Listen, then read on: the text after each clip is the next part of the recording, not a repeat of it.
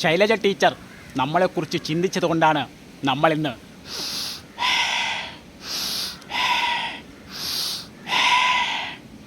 ശ്വാസം എടുക്കുന്നത്. കേരളം ഒരു സംസ്ഥാനമല്ല, ഒരു രാജ്യമാണ്.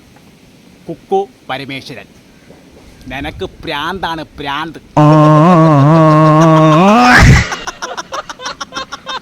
പിന്നെ കോവിഡ് സമയത്ത് ഓക്സിജൻ തീർന്ന ഹോസ്പിറ്റലെല്ലാം നമ്മളെ ശൈലജ ടീച്ചർ സൈക്കിൾ അടിക്കുന്ന പമ്പ് കൊണ്ടുവച്ച് അടിച്ചു കൊടുത്ത് ഓക്സിജൻ ഉണ്ടാക്കിയായിരുന്നില്ലേ ജോലി. പിന്നെ എവിടെയെങ്കിലും ഒരു ദുരന്തം സംഭവിച്ചാൽ അവിടെ എങ്ങനെയെങ്കിലും അഴിമതി കാണിക്കാമെന്നാണ് ഇവർ ആദ്യം ആലോചിക്കുന്നത്. കാരണം 450 രൂപയ്ക്ക് വാങ്ങിക്കേണ്ട PP കിറ്റ് 1500 രൂപയ്ക്ക് വാങ്ങിച്ച് അവിടെ അഴിമതി നടത്തി. പുറത്ത് 2 രൂപയ്ക്ക് വാങ്ങിച്ചുകൊണ്ടിരുന്ന ആ മാസ്ക് ഹോസ്പിറ്റലിനകത്ത് 2 രൂപയ്ക്ക് 10 രൂപയ്ക്ക് വിറ്റ് അവിടെ അഴിമതി നടത്തി. പിന്നെ 108 ആംബുലൻസ് അഴിമതി, കരാറുകാരൻ്റെ 250 കോടി രൂപ അഴിമതി നടത്തി. അതെല്ലാം പോട്ട് വയനാട് ദുരന്തത്തിൽ മരിച്ച ആൾക്കാരുടെ ഡെഡ് ബോഡിക്ക് വരെ ഇവർ അഴിമതി നടത്തി. ഒരു ഡെഡ് ബോഡി മറവ് ചെയ്യുന്നതിന് 75,000 രൂപ അഴിമതി നടത്തി. മറ്റാരുണ്ട് LDF അല്ലാതെ?